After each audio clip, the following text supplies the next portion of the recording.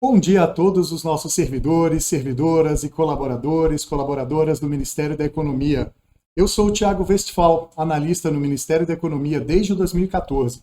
Atualmente trabalho na Coordenação Geral de Promoção à Saúde e Qualidade de Vida da Diretoria de Gestão de Pessoas aqui do Ministério. E hoje eu estarei aqui conduzindo com vocês este evento online. Bem-vindos aqui ao Desenvolva Online. A importância da valorização do servidor público é um princípio que o Ministério da Economia deseja comemorar durante todo o mês de outubro, que é uma época tão importante para todos nós, onde se comemora o Dia do Servidor Público. Neste ano de 2020, principalmente, o nosso trabalho como servidores públicos merece reconhecimento, pois nossa atuação tem sido decisiva à sociedade nesse momento de tanta dificuldade no país em meio à pandemia do coronavírus. E foi exatamente pensando nisso que criamos o Desenvolva Online, este espaço online onde podemos estar juntos, mesmo que distantes, para realizarmos diversas atividades de capacitação pessoal e profissional durante o mês do servidor.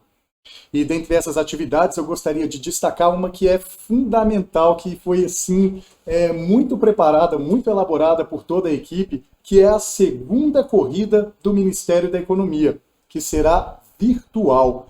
Isso mesmo, você que já fez a sua inscrição fará o seu percurso onde desejar, mas para isso é importante que você baixe o aplicativo da corrida nas lojas do seu aparelho celular e procure por Corrida ME.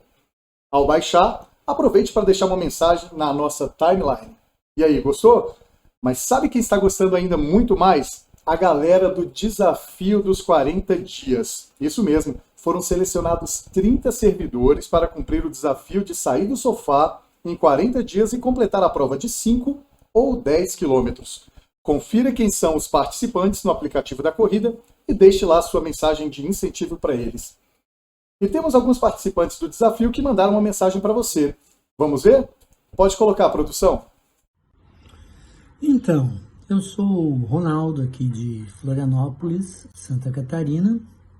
Tive o prazer de ser selecionado para esse desafio da corrida do Ministério da Economia no desafio 40 dias e achei a iniciativa uma iniciativa fantástica, pioneira e que neste momento em que a gente está mais recolhido devido à pandemia, tem um objetivo e um desafio principalmente reconhecido no nosso órgão de trabalho, se torna uma coisa muito boa, né?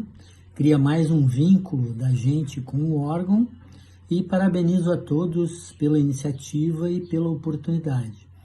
Vai ser um grande desafio e uma coisa muito boa e muito bem pensada. Parabéns a todos, muito obrigado. Sou o Wellington, funcionário do Ministério da Economia em Brasília. Gostaria de parabenizar por esse projeto Desafio 40. Um projeto muito bem administrado, com personal trainer, nutricionista e apoio de uma equipe excelente. É uma oportunidade de conhecer novas pessoas, cuidar do corpo, mente, fazer amigos. Estão de parabéns. Mente sã, corpo são. Obrigado. Olá, meu nome é Aline Vieira, eu sou Relações Públicas aqui da Superintendência Regional de Administração do Ministério da Economia no Rio de Janeiro. E fui selecionada para participar do Desafio 40, que tem essa proposta aí de sair do sedentarismo, de dar uma melhorada na qualidade de vida, que se encaixou muito bem no meu perfil, porque os meus primeiros 43 anos de vida até aqui foram 43 anos de vida sedentária. Eu sempre tive vontade de correr, enfim, eu moro muito perto da praia aqui, e sempre tive essa vontade de aprender a correr, que é o que está acontecendo agora. Tenho feito todos os meus treinos bem certinho, por mais difíceis que eles estejam sendo, mas estou levando super a sério e a minha equipe está super motivada em me impulsionar para que isso aconteça. Está sendo super gratificante participar. Eu adorei a iniciativa. Muito obrigada. Um abraço para vocês e até o dia da corrida. É isso aí, Ronaldo, Wellington e Aline. Muito obrigado pela participação de vocês. Sucesso aí no desafio. Vocês podem também, pessoal, deixar uma mensagem para eles lá no aplicativo da corrida. Se vocês gostaram, então acompanhem também toda a nossa programação do mês do servidor, porque teremos muitos convidados conosco, como Rossandro Klinger e muito mais.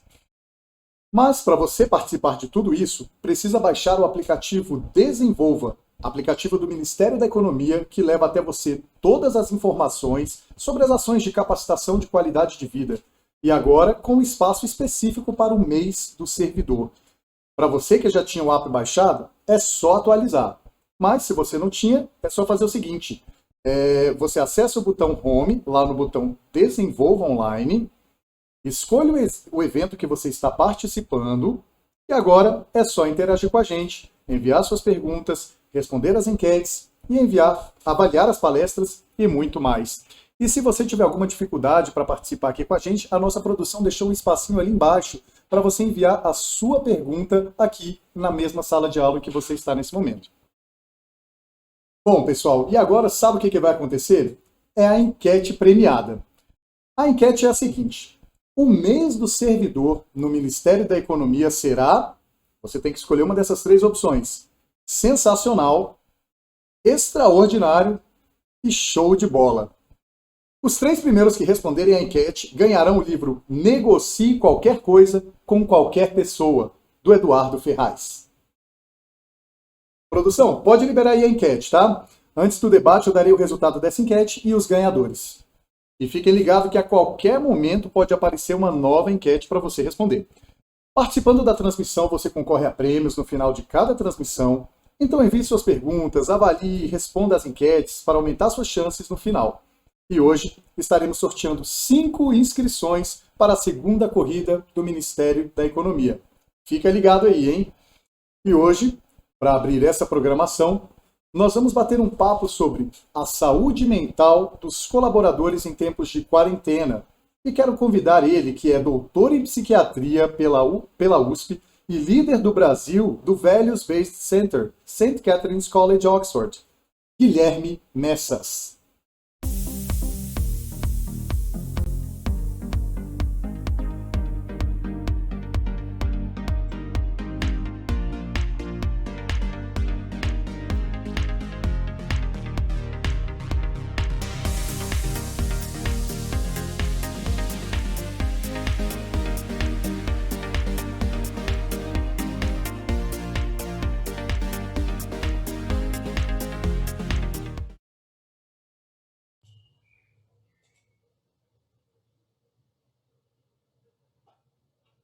Alô, muito bem. Bom dia a todos, bom dia a todos que me ouvem e me veem essa manhã.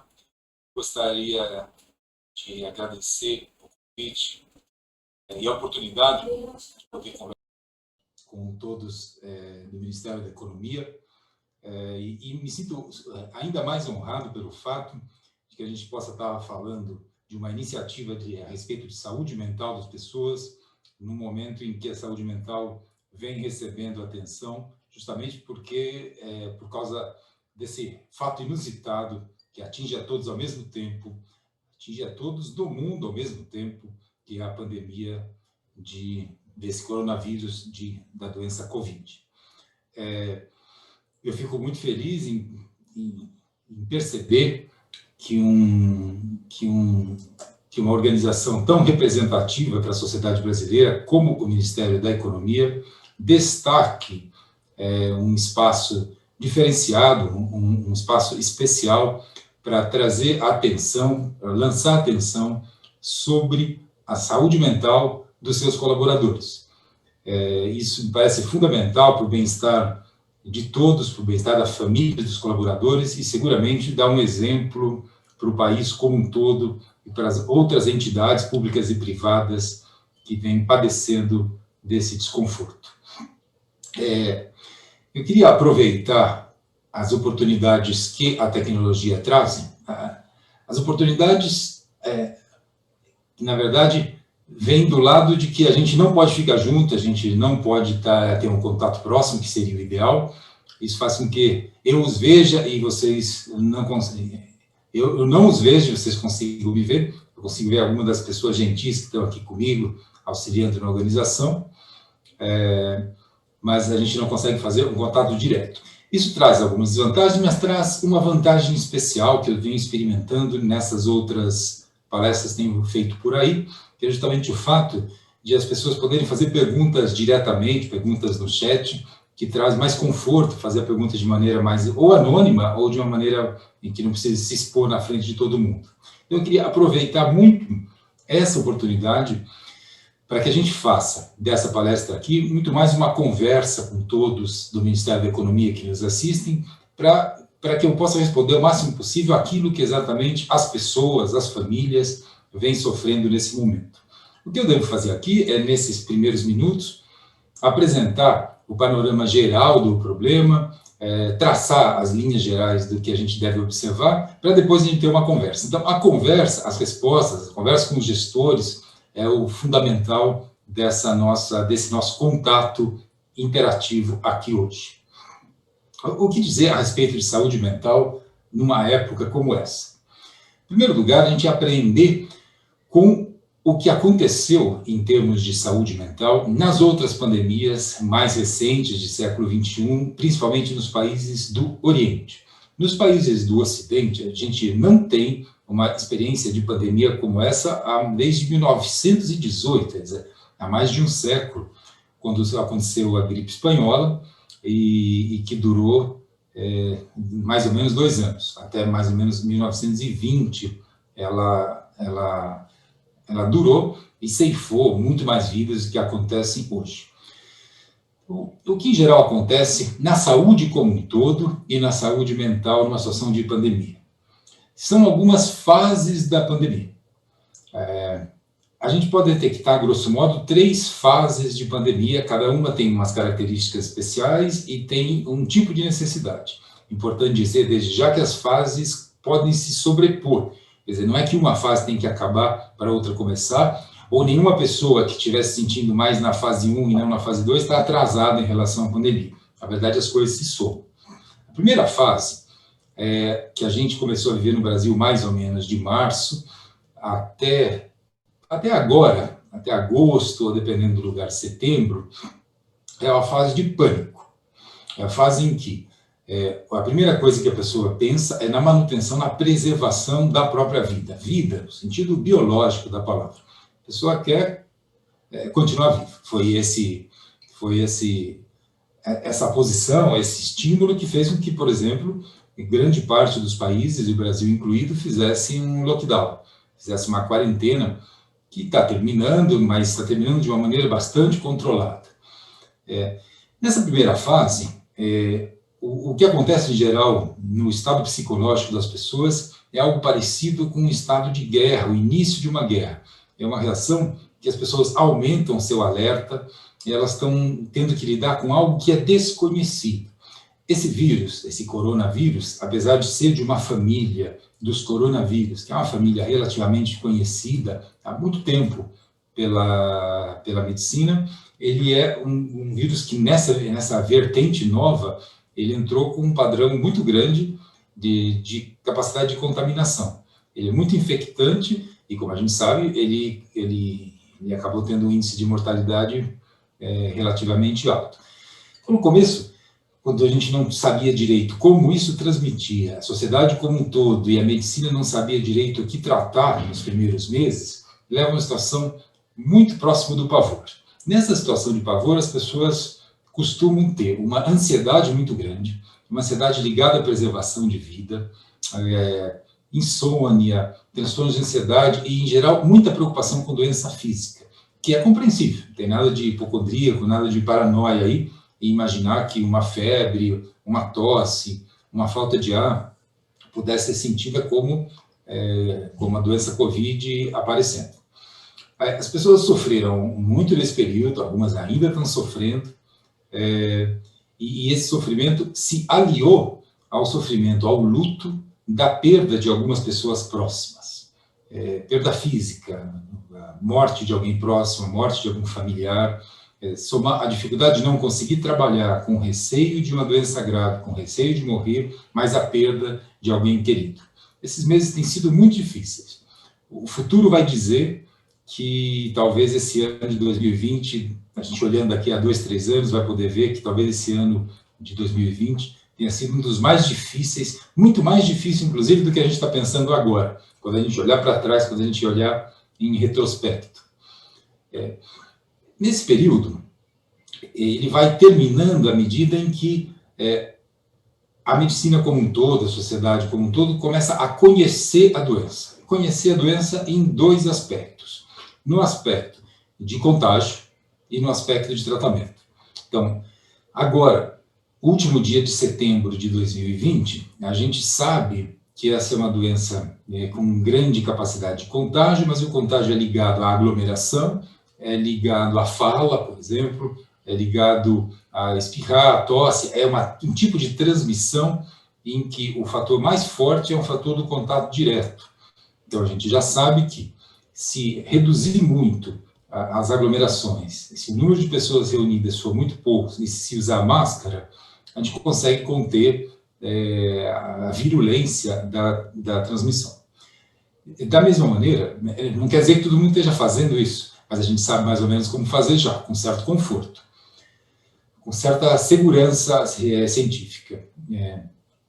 E junto disso, a medicina já sabe um pouco como tratar a doença, o que não fez dela alguma coisa menos grave, mas que já se sabe hoje que os primeiros sinais de febre, os primeiros dias da doença podem ser fundamentais para a sua evolução, que é o contrário do que se pensava em março, abril, maio, em que se esperava que a doença acontecesse para depois ela, no caso de uma evolução ruim, entrar com um tratamento. Agora sabe que é o contrário, tem que entrar rapidamente com algum, no caso de algum sinal ruim, entrar rapidamente com um tratamento anti-inflamatório, anticoagulação, para melhorar a evolução. Então, existe um modo de enxergar, o desconhecido é menor.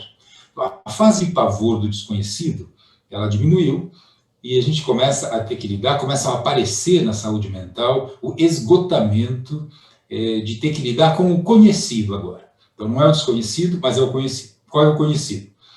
Todos estamos trabalhando, uns mais, outros menos, mas remotamente.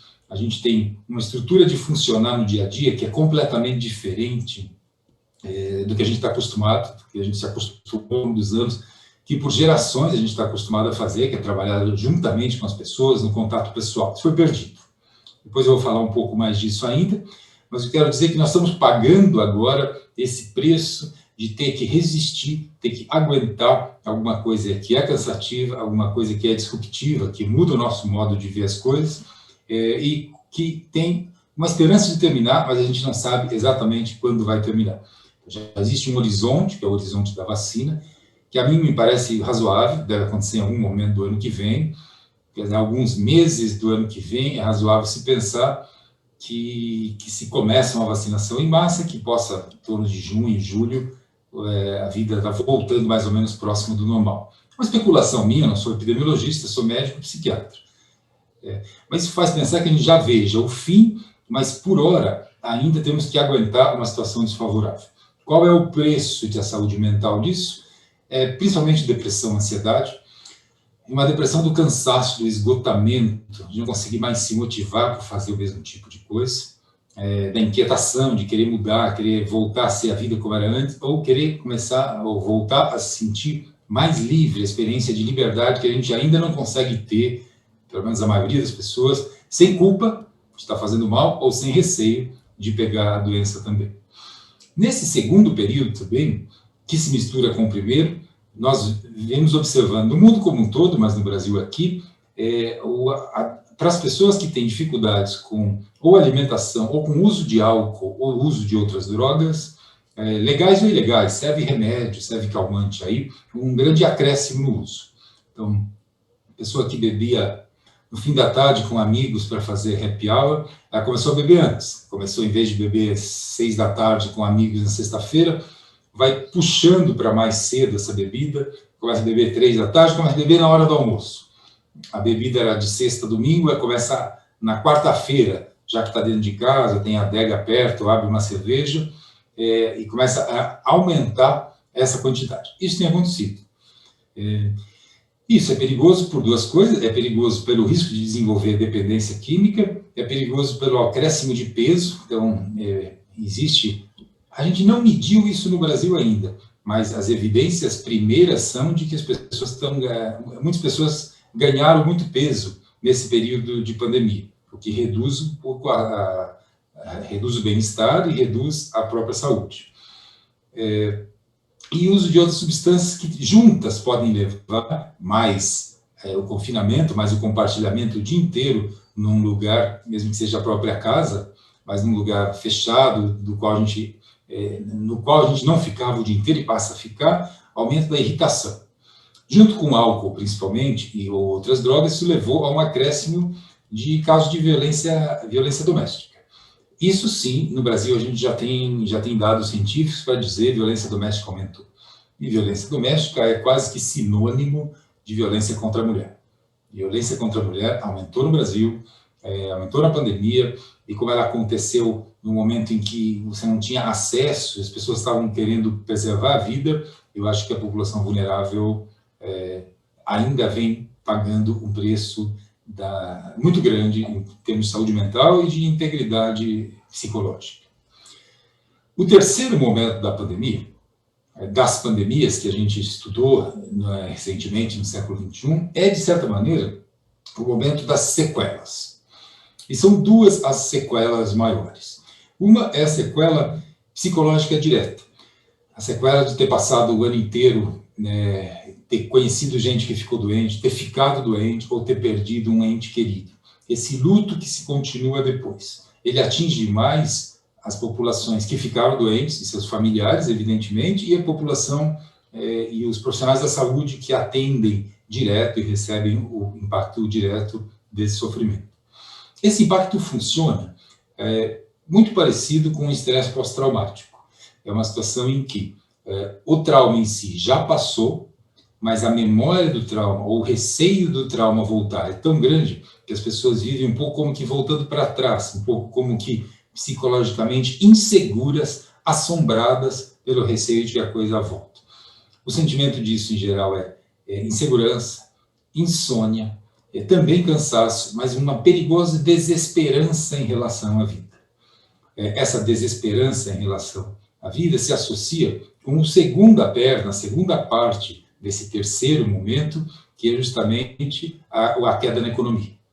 A gente no Brasil viveu, como em outros países, um tombo de PIB gigantesco em vários setores, começa a recuperar um pouco, mas é inegável que uma parte do bem-estar das pessoas no Brasil hoje vem dependendo do auxílio emergencial fornecido pelo governo federal. Isso deve acabar, ou mais cedo ou mais tarde, isso deve acabar. Como acabou nos outros países onde aconteceram pandemias. E aí aparecem as cicatrizes do desemprego. Então aparece uma pessoa. Quem é essa pessoa que tem que se preparar para a terceira parte? É a pessoa desalentada, cansada, que perdeu seu emprego, que não vê exatamente onde vai voltar a poder trabalhar, irritada, às vezes abusando do álcool, abusando de drogas e com um trauma do que aconteceu nos anos anteriores. Esse conjunto de fatores dessa fase sequelar, vamos chamar assim, a terceira fase das pandemias, leva a uma preocupação que ainda não é alta aqui no cenário brasileiro, mas que deve aumentar e que por isso é importante que eu mencione aqui e que tem tudo a ver com essa iniciativa do Ministério da Economia, que é a menção ao risco do suicídio. A gente alerta em setembro para as questões de suicídio no país, por isso se chama o Setembro Amarelo.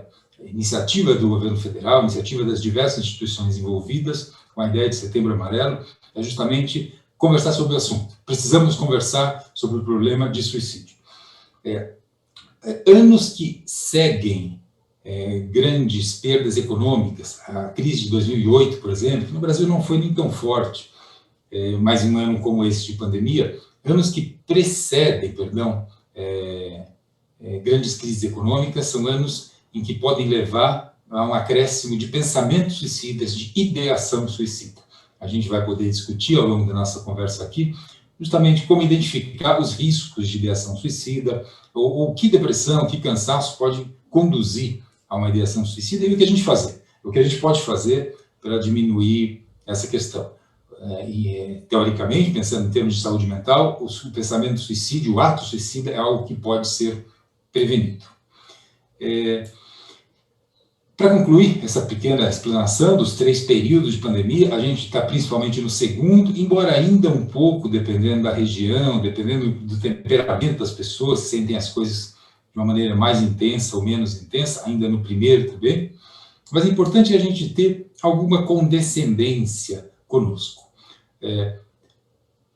Não é possível, nesse momento, num ano tão difícil como esse de 2020, que a gente consiga o melhor estado, o melhor bem-estar psicológico que nós temos como meta.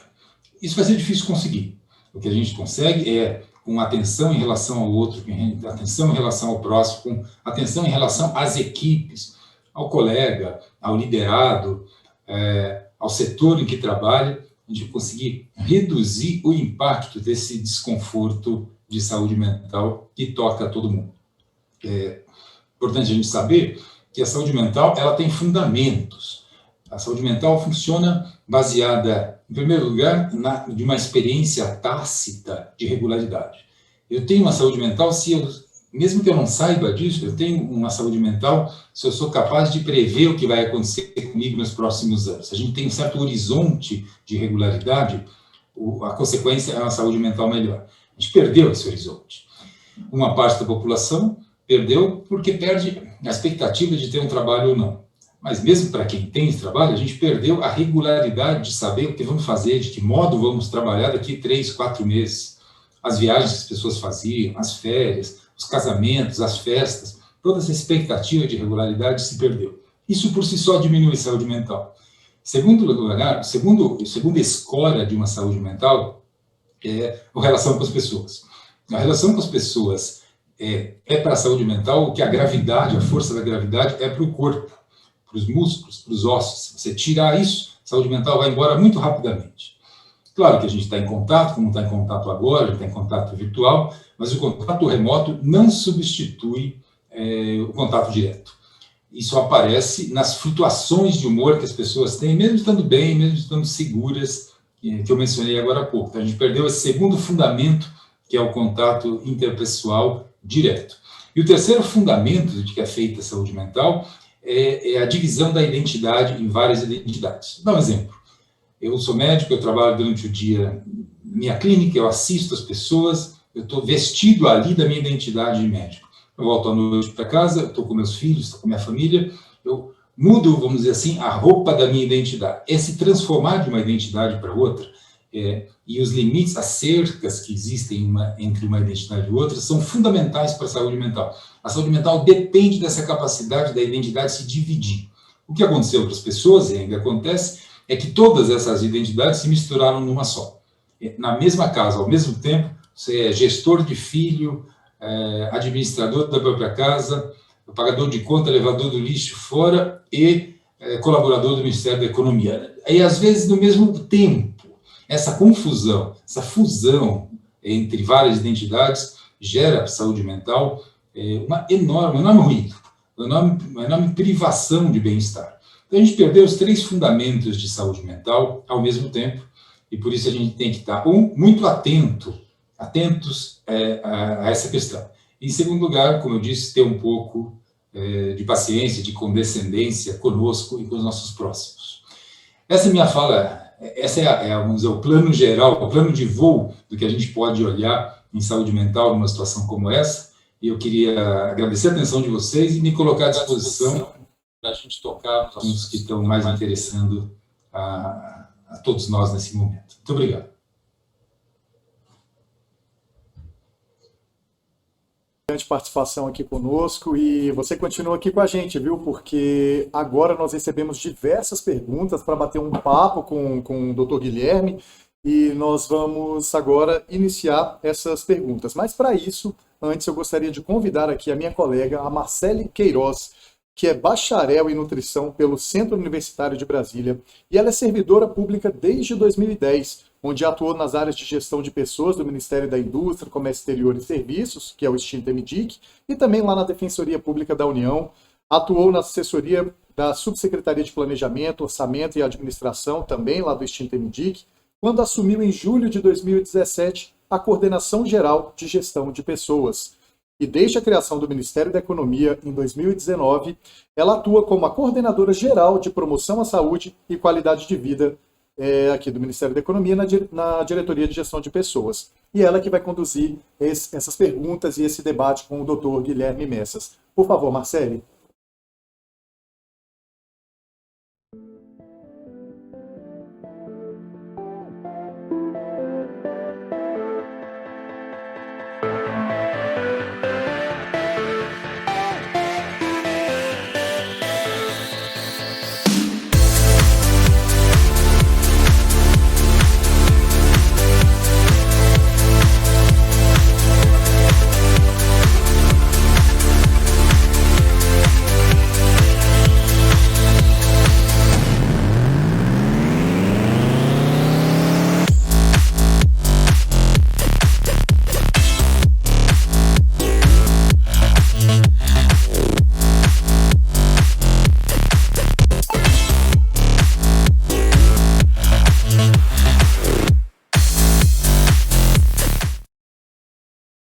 Bom dia a todos.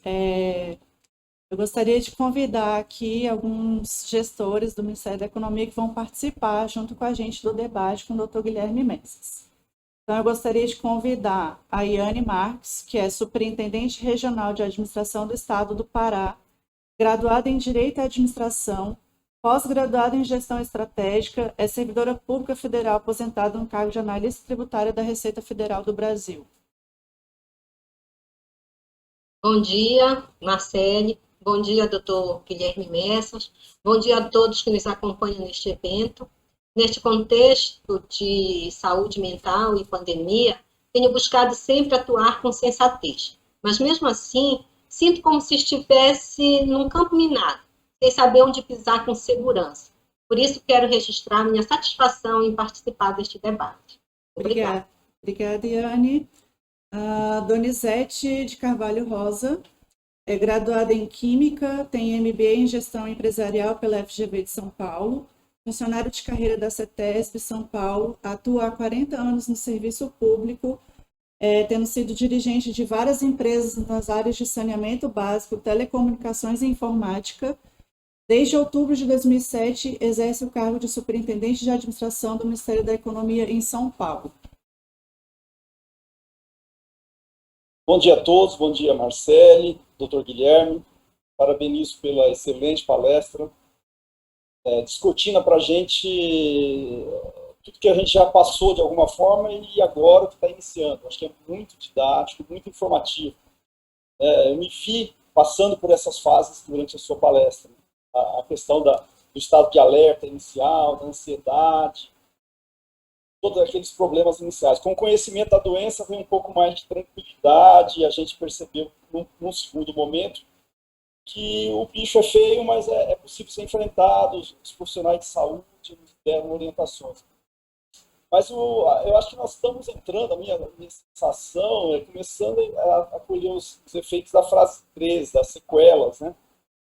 E eu falo isso porque, primeiro, observando na minha família, o comportamento de cada um, e depois aqui no Ministério mesmo, quando a gente está planejando o retorno, como as pessoas reagem de forma muito diferente. É incrível, porque alguns estão doidos para voltar, outros estão em pânico ainda, estão desorganizados pessoalmente. A gente fica muito preocupado com isso.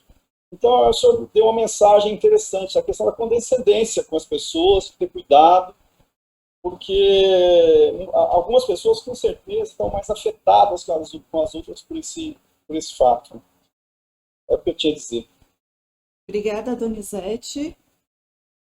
Maurício Benício, é gerente regional de administração do Mato Grosso do Sul, é carioca, tem 54 anos, casado, pai, é economista pela Universidade Federal Fluminense, da carreira da Secretaria do Tesouro Nacional de Auditor de Finanças e Controle e tem pós-graduação em Gestão Estratégica.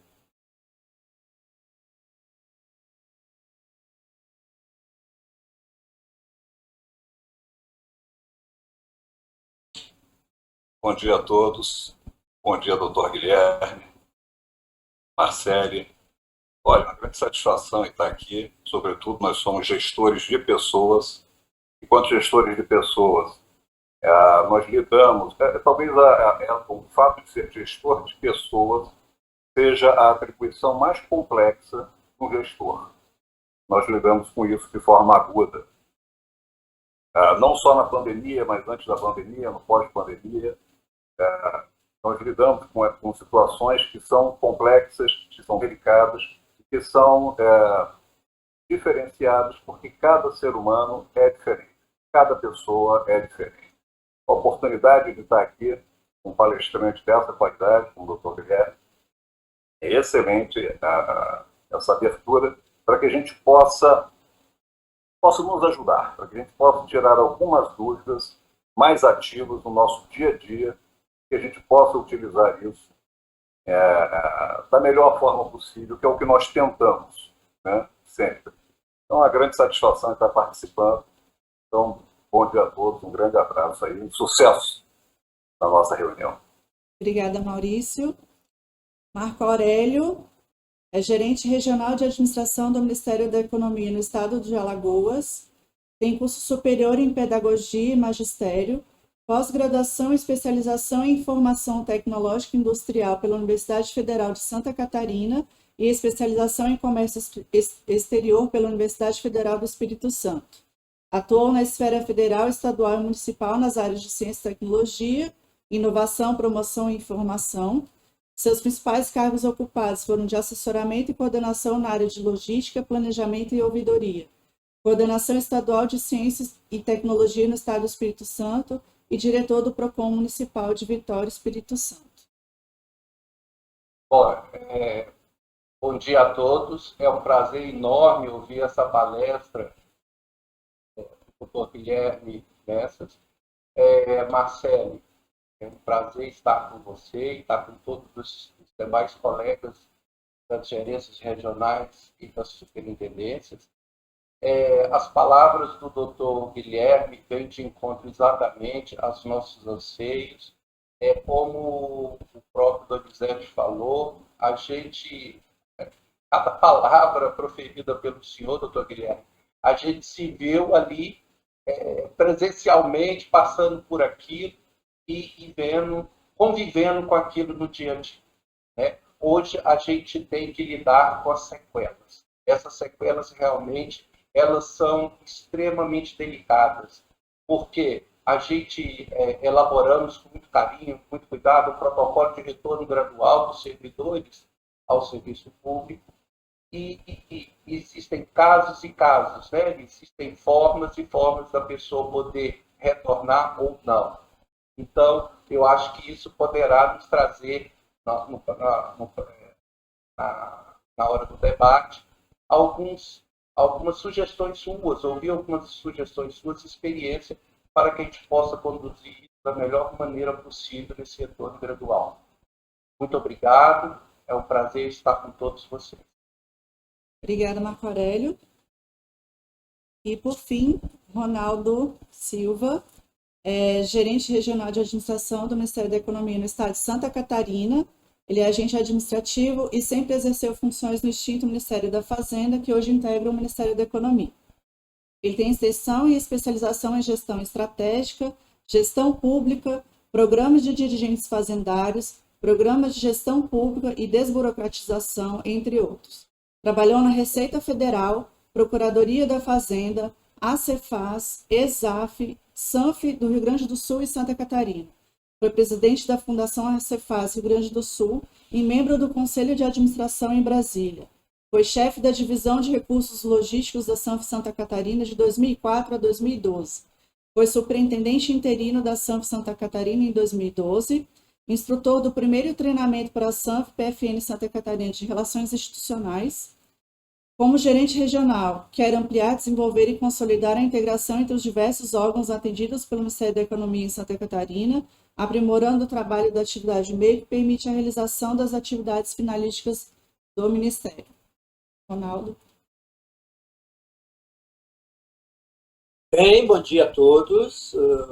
Queria agradecer ao Ministério da Economia, à nossa Secretaria de Gestão Corporativa, a nossa coordenação das unidades descentralizadas também por essa oportunidade. parabenizar pelo tema escolhido neste momento e pela palestra do Dr. Guilherme Messas, e dizer que realmente, como bem foi lembrado anteriormente, nós gerimos principalmente pessoas. E neste fato de gerir se encontra a situação de que gerimos pessoas, servidores de diferentes origens, com diferentes formações, mas para a condução de um objetivo comum a todos. Nós precisamos dar um objetivo comum a essas pessoas, e é um objetivo profissional de atendimento à população neste quadro onde todos nós estamos inseguros. Então, nesse sentido, eu creio que é um tema muito adequado ao momento, porque teremos que retornar um momento a ter um contato novamente, de alguma forma talvez moderna ou atualizada, não mais como era antes, mas teremos que ter esse contato ainda com o nosso público, sendo que seremos também participantes desse mesmo público.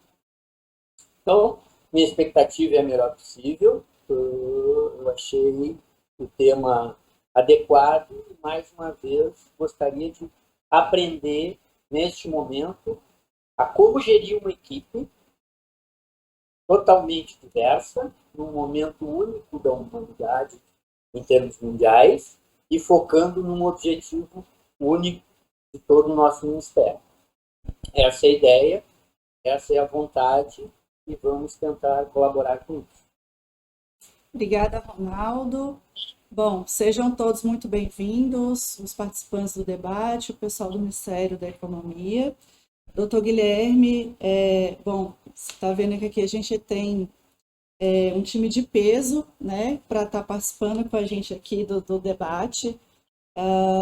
Quem está assistindo pelo aplicativo, quem ainda, né, avise os seus colegas para baixarem o aplicativo do Desenvolva e poder participar do nosso debate, mandando perguntas, comentários, e a gente vai estar aqui trazendo para a participação dos gestores e do Dr. Guilherme Messas.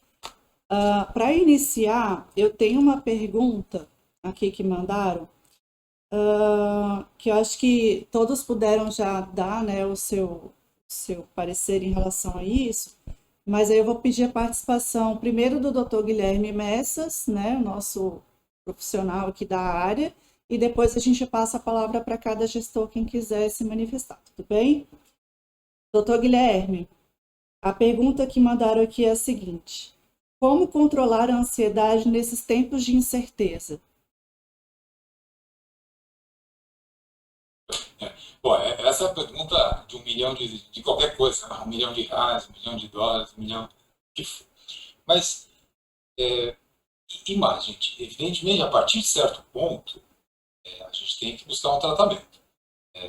Porque as pessoas são diferentes, elas têm histórias de ansiedade diferentes, portanto, eu estou falando coisas gerais aqui, mas a partir de certo grau, buscar um profissional de confiança, psicólogo, psiquiatra, acaba sendo fundamental. Mas vamos pensar a lógica. A insegurança vem ou do desconhecido ou de um risco conhecido, e a insegurança é em relação a quanto tempo eu resistirei desse jeito a esse risco. Se a gente tiver a lógica, a gente cerca mais ou menos as possibilidades. Foi apontado já pelos experientes profissionais que estão aqui comigo, as pessoas são diferentes. Tratar de gente é algo... Não existe coisa mais difícil, mais desafiadora, porque as pessoas são muito diferentes entre si. Então, a gente tem que atentar que, para as pessoas que têm uma ansiedade muito grande, essa ansiedade é reativa, ou seja, ela depende do medo que existe de pegar alguma doença. A melhor solução para cercar isso é reduzir, de fato, ao máximo os riscos, aquilo que é conhecido. Então, por exemplo, se a ansiedade é o dia inteiro de pegar alguma doença, de se contaminar, de estar doente, o que a gente sugere é seguir todos os protocolos o tempo inteiro. Principalmente máscara. Os mais conseguem me convencer a ideia de aglomeração e de máscara. Fazer com que você além do risco de ansiedade que já tem por viver, que já tem por ver todo mundo ansioso, proteger, seguir rigorosamente esses protocolos de segurança. A segunda questão, isso vai servir para todas as conversas nossas aqui, a única solução num momento como esse é buscar auxílio das pessoas que têm confiança. A gente não vai conseguir reduzir a ansiedade ficando sozinho. O contato com os outros é que vai... Então, a recomendação forte, eu estou fazendo isso, essa recomendação desde lá de março, e ela continua. É a gente manter contato com os outros, tentar ficar, para quem tem muita ansiedade, tentar ficar sozinho o mínimo de tempo. Manter a atenção em contato com outras pessoas. Porque essa sintonia de atenção reduz o quanto a mente joga a atenção para o medo dizendo de ansiedade. Então, buscar proteção e, ao mesmo tempo, buscar jogar a atenção para fora, na sintonia com as pessoas, principalmente, pode ser série também, pode ser assistir televisão, evidentemente, mas colocar para fora a atenção, sintonizar com outras pessoas, são mecanismos melhores para diminuir, para colocar um teto do tamanho da ansiedade. Senão ela cresce como um foguete mesmo. A ansiedade é um fenômeno que anda sozinho. Ele vai crescendo igual a trepadeira, crescendo para cima. E aí vale a pena mesmo segurar. Obrigada, doutor Guilherme. Alguns dos gestores querem comentar? Quer falar alguma coisa? Eu gostaria, sim. Pois não, Ian. Considerando a ausência de profissional na área de saúde no nosso quadro funcional, né, mas tivemos já psicólogos, assistente social, inclusive aposentou-se recentemente. Você considera viável o estabelecimento de um protocolo de atendimento em saúde mental? Não estou falando do protocolo do retorno seguro, de evitar o contágio, mas sim do atendimento à saúde mental, tipo os passos, primeiro uma abordagem direta e objetiva com a pessoa que apresenta um comportamento observado, que apresenta determinado comportamento distorcido, um segundo passo, buscar um apoio familiar, enfim, para que a gente possa evitar uma atuação meramente intuitiva. Seria interessante fazer isso? É possível? É viável? Yane, não só seria interessante, como é o momento em que é mais viável. Vou te dizer por quê. Vamos imaginar que numa situação... Vamos imaginar que as pessoas podem ter ansiedade, de um lado, por uma característica muito pessoal. Eu sou ansioso, eu nasci ansioso, então a minha ansiedade é só minha. As pessoas até me acham ansioso, etc. Eu sou alguém que estou sozinho aqui. Do outro lado disso, as ansiedades são compartilhadas. Todo mundo está ansioso, porque a sociedade está do jeito que está. Quanto mais o fenômeno psicológico for coletivo, mais a chance dos protocolos funcionarem. Que as pessoas se abrem mais ao protocolo, porque elas sentem que não é delas, é de todo mundo. Então, eu acho que, inclusive, a hora é essa, justamente. Colocar para a empresa de vocês, para o grupo, para a seção, para o departamento, colocar qual seria o nível a partir do qual a gente já deve acionar uma cadeia de procedimentos. Então, a partir de certa experiência de ansiedade, a gente precisa já ou ser atendido por alguém, ou conversar com um familiar, ou conversar com a pessoa para perguntar o que os familiares estão achando. Então, o protocolo agora é mais do que desejável. E, vou dizer mais, das experiências dos outros países, esse tipo de protocolo para a população sequelada é que garantiu que a quantidade de transtornos mentais não fosse grande demais depois. É possível, desejável, a ideia é muito boa. Obrigada, doutor Guilherme. Obrigada. Gostaria de fazer uma pergunta para o doutor Guilherme, dentro do que foi a primeira pergunta e a pergunta da Iane também. E é no sentido de que nós estamos sendo assistidos por centenas de pessoas. E essas pessoas, todos nós, somos seres emocionais, né? E essas emoções nos acometem o tempo todo. De fato, a busca, a procura pela ajuda para que a gente resolva esse tipo de problema, a ansiedade, a depressão, as nossas assombrações diárias, isso é muito importante. Mas talvez, num curto prazo, essas pessoas, todos nós que estamos aqui, aqueles que podemos orientar, eles não têm esse acesso, eles não têm essa possibilidade. Eu gosto muito e leio muito sobre autogerenciamento emocional, né? Então, eu queria a pergunta objetiva para o Dr. Guilherme, é no sentido do que o indivíduo, aquele que está vendo, aquele que está e pode compartilhar, o que ele pode fazer para dentro dele descobrir aquilo que lhe acomete, uma trilha emocional que está ali presente. Toda emoção significa uma informação. A emoção pertence a cada um de nós, né? E ela é uma trilha, ela tem uma origem, né? Esse autogerenciamento emocional, ele pode, se nós seguirmos essa trilha, nos levar a essa origem. Eu queria que o senhor discorresse um pouco sobre esse tema do autotrabalho emocional, do trabalho interno. Então, independente de pandemia, independente de eu estar no monastério, independente de eu estar no front de uma guerra, o meu trabalho interior de gestão emocional. Como é que é isso dentro da psiquiatria e como nós poderíamos utilizar essa filosofia, vender talvez, passar essa filosofia para conduzir as pessoas a essa reflexão?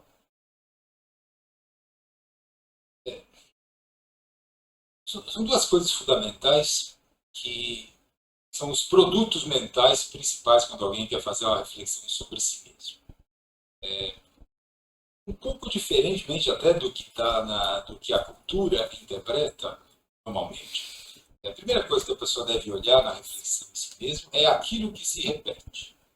Então, aquilo que a gente identifica em nós mesmos como um fator continuado, ou seja, desde que eu olho para trás, eu reconheço que eu tenho essas vantagens e desvantagens. Esse tipo de resultado acontece sempre ou não acontece sempre. Aquela zona conhecida, nossa, é a parte mais calcificada, é a parte mais solidificada. De hábito, quando a gente olha para trás e vê o que se repete sempre, essa parte do conhecimento não adianta mexer muito. Ou seja, por que eu sempre, vou dar uma hipótese aqui, por que eu sempre tenho uma relação com alguém em que eu acabo sendo ferido, que eu acabo sendo machucado? Evidentemente tem culpa nossa, tem culpa dos outros, todos são responsáveis. Mas essa parte da reflexão sobre o que a pessoa sempre foi, ela é a mais fácil de fazer e ela é menos eficaz em termos de transformação. Ela não é muito eficiente, você não consegue entregar para si mesmo uma capacidade de se transformar conhecendo aquilo que você já conhece demais. Um pouco como a pessoa querer se levantar levantar-se a si mesma pela própria gola. Ela vai partir dos próprios pontos cegos. Então, a primeira coisa é se olhar, eu conheço ou não. Se a gente quer se transformar, que a gente quer buscar esse gerenciamento de si mesmo, em tese o que a gente deve fazer é produzir nas relações com as pessoas alguma coisa que seja menos previsível. Isso não é muito bom na época de pandemia, porque a gente está buscando, esse momento é muito conservador psicologicamente, né? A mente quer recuar, ela quer ficar protegida e voltar no passado. Então, a inovação que vai aparecer psicológica nas pessoas vai vir para frente, assim como a sequela vem depois, a criatividade vem depois. Tem muitas das ideias que estão aparecendo nas pessoas agora, elas não vão estar presentes em 2020, no fim de 21 e 22. A gente agora quer voltar para uma zona segura. Então, o modo da gente conseguir fazer um gerenciamento de si mesmo, que seja criativo ou que seja inovador, depende muito mais da gente construir, Maurício, relações com pessoas que sejam novas ou que agreguem características diferentes que a gente não está acostumado. Esse é um paradoxo humano. Quanto mais a gente se conhece, menos a gente consegue se transformar. Quanto mais a gente se conhece, mais a gente precisa de um outro que te olhe de fora para trazer um elemento novo. Esse é um grande paradoxo humano. O conhecimento, de certa maneira, calcifica. Você não consegue colocar numa equação e mexer os termos da equação e se transformar. A gente precisa de outro. Então, um dos elementos é olhar aquilo que a gente conhece há muito tempo. O outro elemento é justamente a gente ver em cada experiência nossa, no nosso imaginário, o quanto a gente quer transformar, o quanto a gente tem de sonho que não se realizou, ou de frustração que a gente ainda quer corrigir, e o quanto a gente já está satisfeito. As pessoas conseguem se transformar quando essa equação é mais voltada para a abertura. Ou seja, alguém que está muito frustrado com a vida tem mais chance de mexer nela do que alguém que está satisfeito. Então, alguém que está muito frustrado com a vida, ou está cansado, ou está esgotado, são essas pessoas que a gente costuma estimular. Você joga gasolina para que ela faça essa reflexão que você sugeriu. Para sintetizar algo, Maurício, quase que um workshop inteiro sobre isso. A sua pergunta é muito boa, muito boa. Fazer uma pergunta dessa para o psiquiatra, o risco que ele não vai falar. Então, eu vou tentar resumir assim. A gente tem que olhar quais são as condições psicológicas e o momento da vida e o temperamento das pessoas para que a gente consiga ver onde serve uma autorreflexão, onde ela vai ser eficaz, e onde a gente vai precisar se lançar em relações com as pessoas diferentes para que a gente consiga mexer isso. Foi você que disse no começo que mexer com gente é muito difícil. Eu não posso concordar mais com a sua frase. É totalmente verdadeiro. Obrigado, doutor Guilherme. Bem explicado. Só complementando, o senhor está falando de consciente e subconsciente, talvez, ou inconsciente. Quando eu quis dizer a busca, a descoberta interior, a autopercepção, é justamente no campo do subconsciente. Por mais que a gente tente mudar a nível consciente, a gente fica meio que preso numa barreira que é o nosso sistema de crença. E sistema de crença com sistema de crença gera um atrito. A gente precisaria transcender isso. Precisaria ir lá no cachorro que nos mordeu na infância para poder perder o medo do latido que a gente ouve agora. Isso interfere no nosso comportamental. Então, o que colocar foi muito mais um movimento, essa busca da autodescoberta subconsciente, daquilo que está oculto. E o quanto isso interfere no nosso cotidiano. E obviamente, eu gostaria que fosse o dia todo, eu sei que é das limitações, né, gostaria que o senhor falasse sobre as ferramentas que a psiquiatria pode utilizar, aí muito menos no campo no campo físico, no campo da neurologia, e muito mais no campo da psicologia, para poder entrar, para poder fazer com que a pessoa tenha essa catarse e efetivamente ela produza uma mudança. Uma mudança que não vai mudar se partir apenas do consciente dela, do racional dela, ou das relações dela, vai continuar repetindo aquele padrão. O padrão pode estar lá na infância, pode estar lá num lugar bem oculto. Foi assim, também um pouco nesse sentido que eu quis provocar, né, a situação. Muito obrigado. Foi excelente. Obrigada, Eu agradeço. Ótimo. Marco Aurélio.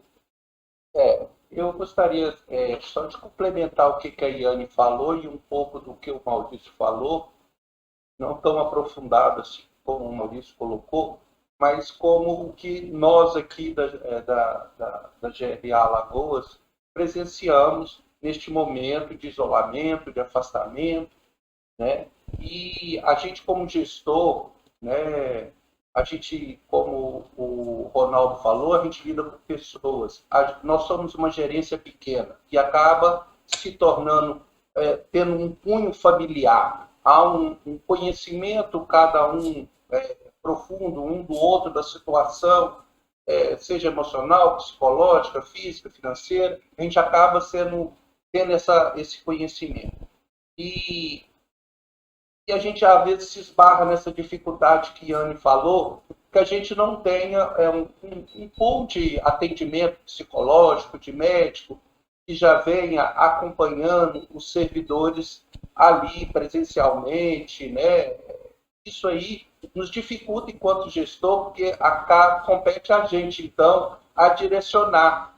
Porque muitos direcionam a gente como o que o senhor acha, qual é a melhor maneira, qual é a minha melhor conduta. Porque ele está fraco, ele está debilitado, ele está passando por essa, ele não está sabendo conviver com essa situação.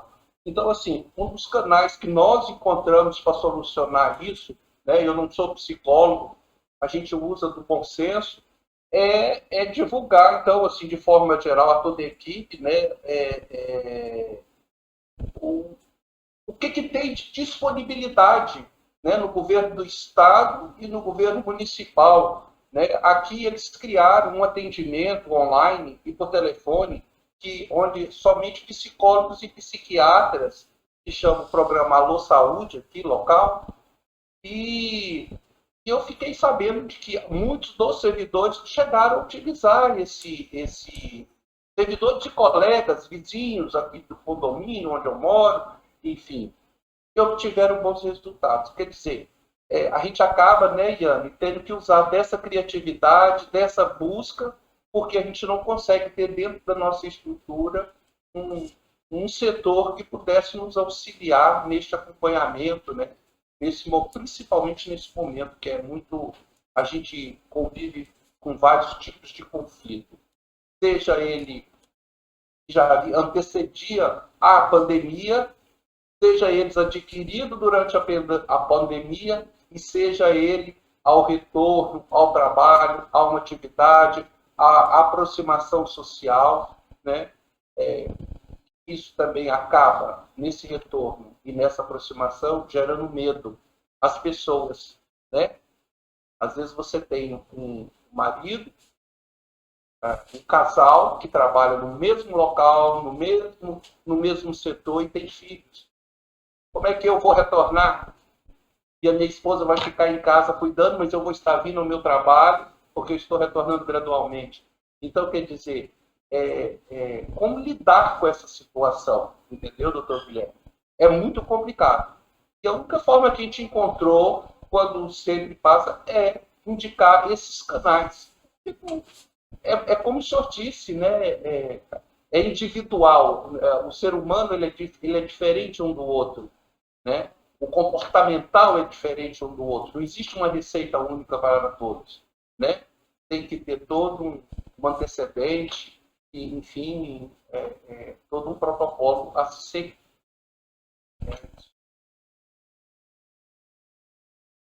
Obrigada, Marco Aurélio.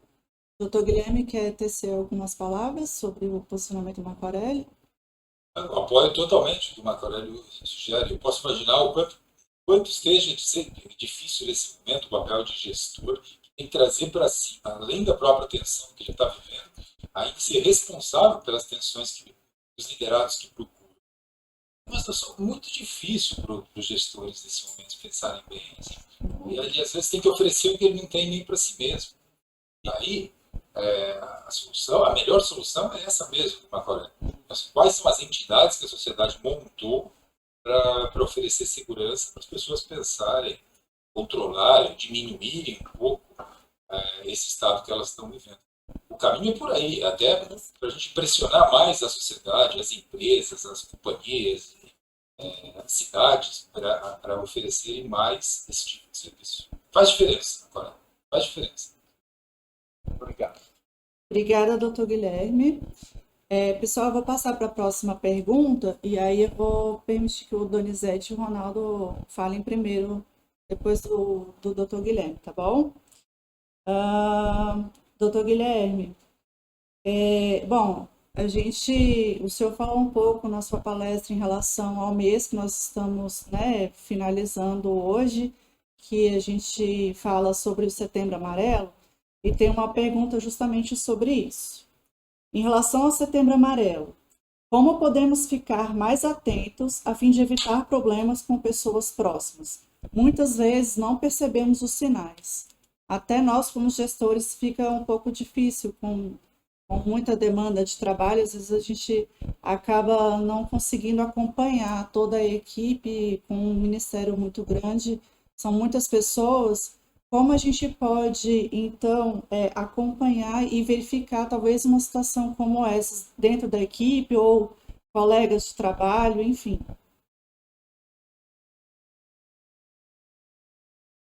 Isso mesmo, Marcelo. É uma coisa muito difícil que a gente tem que ficar atento a alguns sinais, alguns indicadores. Então, o que a gente sabe?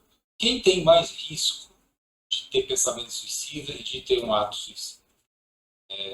Cresce com a idade. Então, tem mais risco, em geral, a pessoa que é solitária, já está na terceira idade, já é idoso, tem poucos contatos pessoais, tendo mais ou menos isolado, uma cidade ou numa comunidade em que não conhece muitas pessoas.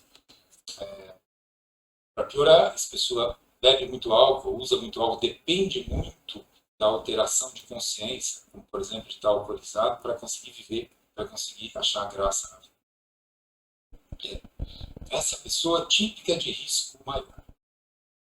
Então, a gente tem que olhar mais preocupação, deixar a orelha mais em pé, quanto mais idosa a população. Porém, no Brasil, tem crescido o suicídio por impulsividade, que é o suicídio dos jovens. Não é o principal, mas é o que mais cresceu.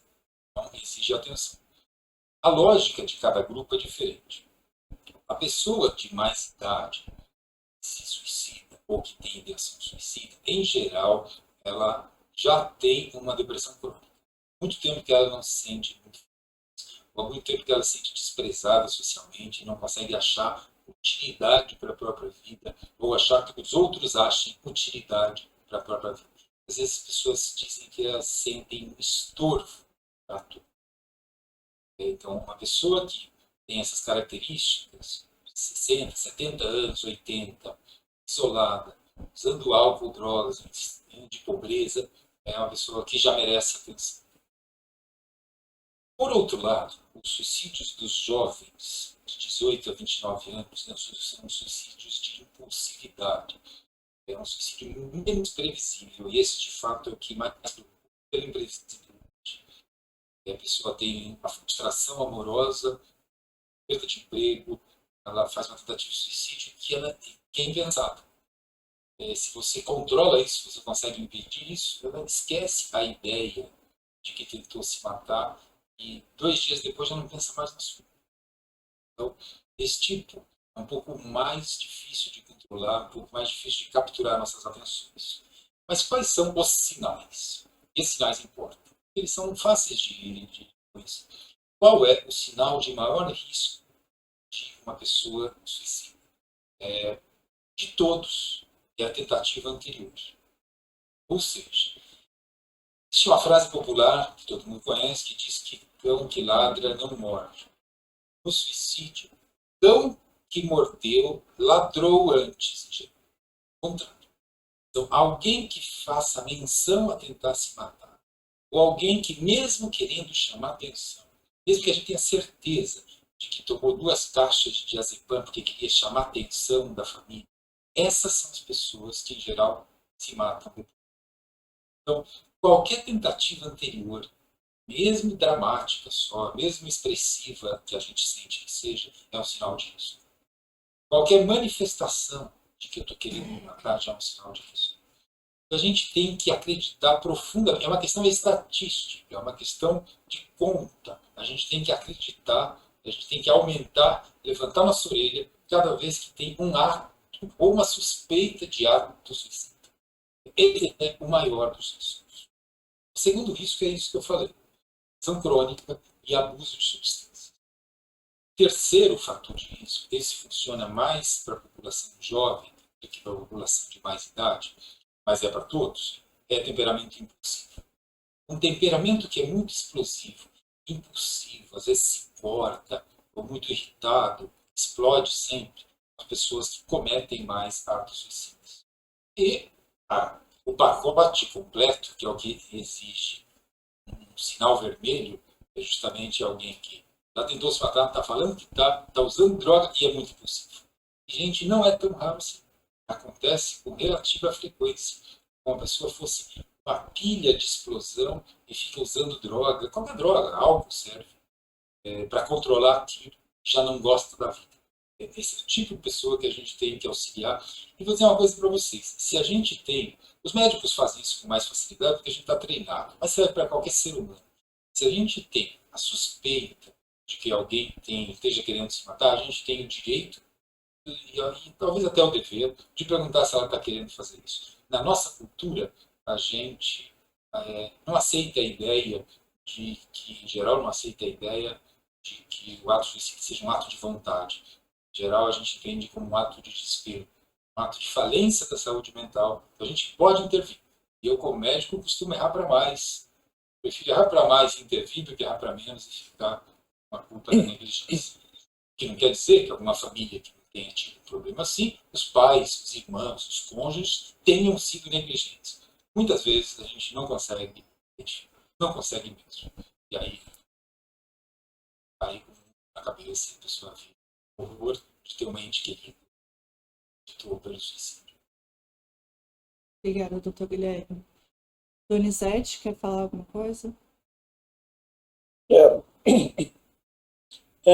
Primeiro, assim, eu acho que a gente foi para o home office de uma forma muito rápida e muito tranquila e muito eficiente, porque a gente, felizmente, nos últimos anos, o Ministério tem passado por um amplo processo de digitalização. Isso facilitou com que a gente usasse ferramentas eletrônicas e as pessoas se sentiram muito bem no primeiro momento. E os processos não caíram, a produção se manteve, os processos deram andamento regular e tal. Mas essas pessoas, todos nós, vivemos 6 meses em casa, cada um com a sua história, e a minha preocupação é agora o retorno. Muitas pessoas podem serem pessoas diferentes daquelas que foram para casa. Está com outro perfil hoje, está agravado algum quadro e tal. Então, o que me passa pela cabeça, eu queria a confirmação do Dr. Guilherme se é uma solução eficaz, seria trabalhar um processo de acolhida, reaproximação com essas pessoas. E aí que o senhor falou, a gente tem uma dicotomia. Ao mesmo tempo que a gente tem que reaproximar, a gente tem que tomar os cuidados, né? Seguir todo o protocolo. Como fazer isso? E a minha ideia é fazer isso aos poucos, ir trazendo aqueles primeiros que estão mais seguros de vir, que são mais jovens, seguindo o protocolo, têm idade mais jovem, que esses pessoas, ao pouco, vão estimulando outros. Também que a equipe passe a ajudar nesse processo de acolhida, não seja a responsabilidade do gestor, seja a responsabilidade dos líderes, das equipes, das pessoas que têm liderança sobre outras, e que o grupo todo possa se ajudar. Então, eu vejo isso como uma experiência que a gente tem que viver e organizada. Acho que a gente precisa organizar a acolhida.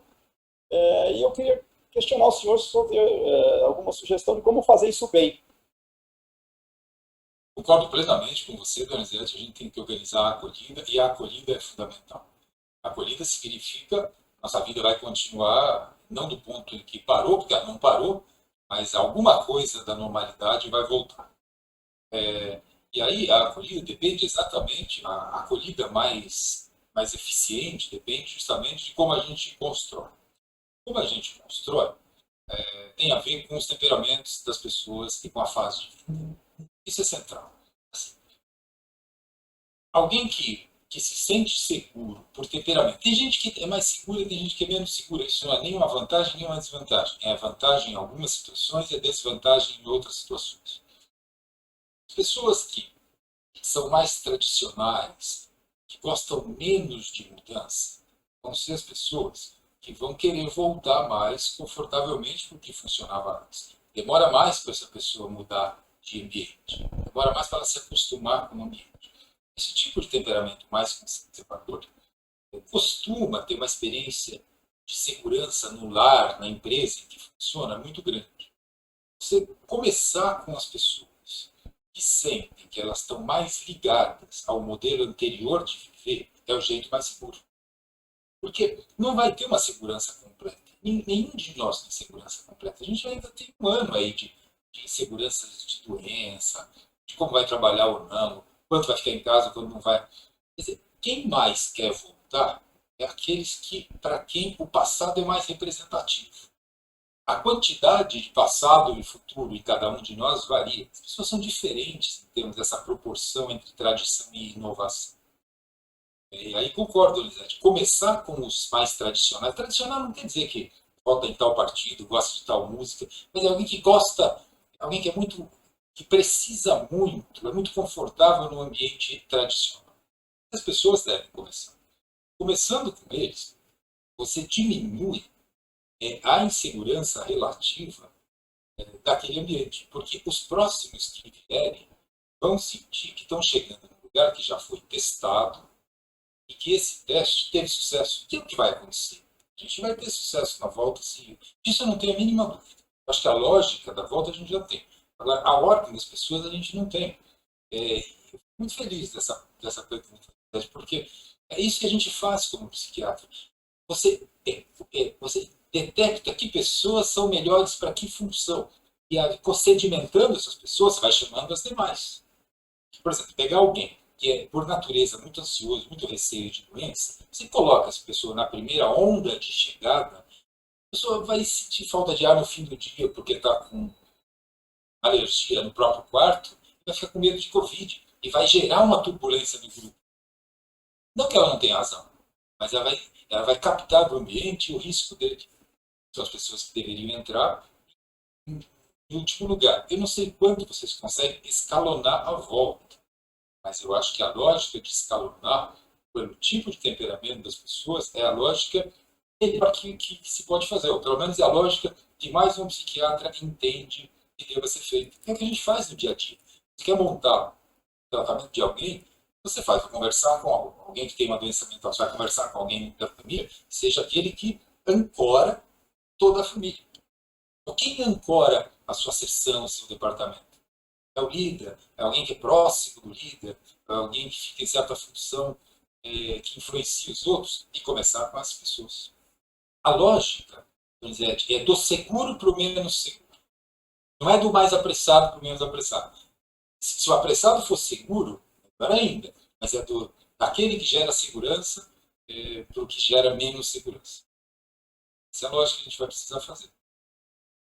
Obrigada, doutor Guilherme. Ronaldo? Pois bem, eu estou tentando ir num viés mais prosaico, mais, digamos assim, positivo da situação, que são aquelas pessoas que a gente gere que se sentiram não melhores pela pandemia, mas melhores pelo modelo de trabalho. Começaram a produzir mais, se sentiram mais próximos da família, criaram alguns outros vínculos que não tinham antes de compromisso com o próprio trabalho. E estas pessoas, obviamente, em função da sua adaptação, se sentiram melhor nesse modelo remoto do que no modelo presencial. Estas pessoas nós teremos que gerir de uma maneira diferente daquelas que também gostariam de voltar, não exatamente porque tinham preferência pelo trabalho presencial, mas porque já tinham isso como um hábito, como um desenvolvimento seu, e o modelo contrário não fez bem para ela. Aí reside a minha pergunta. Nós vamos passar agora com esse novo modelo, obviamente vai ter que ser um novo modelo, e toda a sociedade vai mudar em função disso, e as instituições públicas também. Nós vamos praticamente ter que administrar, gerir e, principalmente, que é o meu objetivo da pergunta, motivar tipos de equipes diferentes em um mesmo órgão para atingir, no final, um mesmo objetivo. O que o senhor recomendaria neste papel, neste momento, com essa diferenciação dentro de um grupo que vai ter que ter o mesmo objetivo, trabalhando de formas diferentes? Ótimo. Primeiro, Ronaldo, queria dizer que eu observo a mesma coisa que você tem observado. Um certo tipo de pessoas se adaptou de modo muito bom esse modo de viver. Ou seja, o que aparece na mente dessa pessoa? Aparece na mente dessa pessoa que ela quer que os 3 dias em que ela trabalha, o que ela sonha, que ela vai ficar 3 dias trabalhando na casa dela, ou vai ficar na montanha, estou em São Paulo, aí, no seu caso Santa Catarina, que tem milhares de lugares bonitos para ela ficar, que ela sente que ela vai ficar bem ficando uma parte em um lugar e outra parte em outro lugar. Como a gente detecta as pessoas? É só olharmos para nós mesmos. Alguns de nós não veem a hora de que o que exista na mente seja, como você disse, o que desenvolveu já, o que está consolidado no hábito. E uma parte de nós tem sonhos novos que apareceram, e problemas novos também, que apareceram com a pandemia. A gente começa a sonhar comprar a casa dela no norte da ilha, lá em Florianópolis, e antes ela não pensava nisso. E tem um imaginário novo que apareceu, já incorporou uma parte de inovação na personalidade. Uma parte das pessoas é assim, outra parte quer ir embora, só está deprimida, está ansiosa, outra parte não incorporou coisas novas. Isso não é mal, hein, gente? Isso pode, inclusive, ser bom. Isso, inclusive, pode dar tradição, pode dar lastro para a operação naquele lugar. Esse tipo de pessoa não tem uma fantasia, um sonho, um desejo de fazer algo novo. Tem o desejo de retornar aquilo que ela gosta muito de fazer, por exemplo, o trabalho. Essas pessoas, isso a gente teria um pouco que perguntar para as pessoas, porque é uma pergunta fácil que a gente podia fazer para nós aqui. O que apareceu de novo na sua mente nesses 6 meses que você quer manter? O que apareceu na sua mente de sonhos nesses últimos 6 meses que você não precisa manter, você quer deixar embora? E mais, se apareceu alguma coisa. Essas pessoas vão se motivar de maneira diferente. A motivação daquele que a vida acontece no que já está sedimentado, essa motivação é uma motivação de volta, é de retorno. Por isso que eu sugeri, na pergunta anterior, que esse tipo de pessoa começasse a retomada do espaço físico, 5 dias por semana, começasse por esse tipo de pessoa. Eu não acho que todas as empresas vão ficar mudadas, porque vai ter um contingente de pessoas, e eu estimaria entre 30% até mais, 30%, 40%, que vão querer voltar a trabalhar como era antes. O que significa sair de casa, o que significa encontrar os amigos, o que significa mudar a roupa da identidade, um monte de ganhos em trabalhar fora de casa, um monte de ganhos. Acho que essas pessoas se motivam pela volta. O que a gente tem que oferecer para elas? Volta segura. Então, a segurança é o protetor dessa volta. Essa motivação está pronta. Se a gente botar uma camadinha de segurança, a motivação está dada. A pessoa já está sendo puxada pela maré de volta. Agora, vai existir um contingente de pessoas que a motivação está um pouco mais obscura. A motivação vai entre não querer mais trabalhar na seção, na cidade, e querer trabalhar dividido. Eu acho que a inovação, nossa, é encontrar o que motiva essas pessoas. Eu acho que essas pessoas que já têm, que nesse período têm um imaginário novo, a gente deveria ouvi-las um pouco e perguntar como você gostaria de fazer. Não é toda empresa que vai poder dar o que as pessoas querem. Tem que saber que é um questionário para investigar o que tem na mente deles, e não para conseguir seguir. Senão você não é uma empresa, é uma confusão. Mas aí ver justamente se a ideia é que ela se motiva com algumas horas do dia saindo do ambiente, eu acho que a tecnologia vai permitir isso agora. Aí qual é a motivação? A motivação aí é oferecer continuidade para esse modelo novo. É raro que na história das organizações se consiga algo tão sinérgico. De uma certa maneira, gente, entendo isso com todos os cuidados, de uma certa maneira, a pandemia permitiu que a gente visse o poderio tecnológico que a gente tem. A gente pode contemplar a motivação dos que querem manter as coisas com aquelas motivações dos que querem inovar e dar gás para os dois ao mesmo tempo. Eu sou otimista. 2021 não, eu acho que tem muita sequela. Mas de 22 para frente, 3, eu sou otimista com o que pode sair disso. Obrigada, doutor Guilherme. Alguém quer fazer mais alguma pergunta? Eu gostaria de retomar na questão do direito-dever de perguntar e compartilhar uma experiência que eu passei alguns anos atrás. Eu acompanhei uma pessoa numa consulta psiquiátrica e realmente eu tomei um choque quando o psiquiatra perguntou: você, né, para a pessoa, você já tentou o suicídio, já tentou se matar? Você já tentou matar alguém? Já quis matar alguém? E a resposta foi positiva, né, para ambas as perguntas. Eu saí de lá realmente assim atônita. Graças a Deus, o Setembro Amarelo veio nos permitir quebrar, romper, né, esse tabu de falar sobre isso, né, de realmente perguntar, de se aproximar até com esta pergunta. Depois, um tempo depois, numa roda de conversa com uma equipe do CVV, né, eu fui entender um pouco mais realmente essa necessidade de se quebrar, de romper essa barreira, de poder falar realmente abertamente. Tá? Então, quando a pessoa assume, reconhece, se identifica, aceita, então, a observação de alguém, eu acho que é mais fácil, que aí é aquilo que o Marco Aurélio falou, procura, né, a assistência, né, procura um apoio, procura um auxílio, mas quando ela não aceita, quando ela está na negação, como é que a gente deve trabalhar essa questão de uma negação, principalmente prolongada?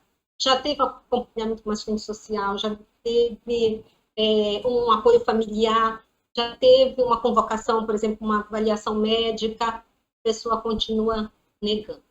Como é que a gente deve proceder? O que o senhor poderia nos dizer sobre isso? Negando que tem ideia de morrer ou negando o tratamento? Negando o tratamento, negando que tem algum transtorno, negando que esteja passando por algum desequilíbrio. Eu estou super bem. E todo mundo acha que não está. Isso. E todo mundo percebe os sinais. Pois, aí é um caso psiquiátrico mesmo. Eu acho que, nesse caso, o gestor bate no limite dele. Bate no limite. O limite de um gestor é o limite humano. É o limite que a autoridade da função traz. Você é responsável por aquela pessoa que, como ser humano, está sob seu guarda-chuva de responsabilidade. Você a vê sofrendo ou fazendo outro sofrer, você vê um transtorno, você procura a pessoa e oferece elementos para ela se ajudar ou parar de lesar os outros. O limite do gestor para. O gestor pode, no passo seguinte, justamente, conversar com a família. Você disse que já até aconteceu. E num passo limítrofe, ele pode dizer que, se essa pessoa não se tratar ou não procurar o tratamento, o convívio com ela não é viável. E o gestor oferece a técnica, que é a técnica do psiquiatra, que é a técnica do psicólogo. Mas ele fazendo isso, ele tem toda a noção de respeito humano e de dignidade. É que ele abandonou o outro. Ele ofereceu o que a sociedade tem para trazer para o outro.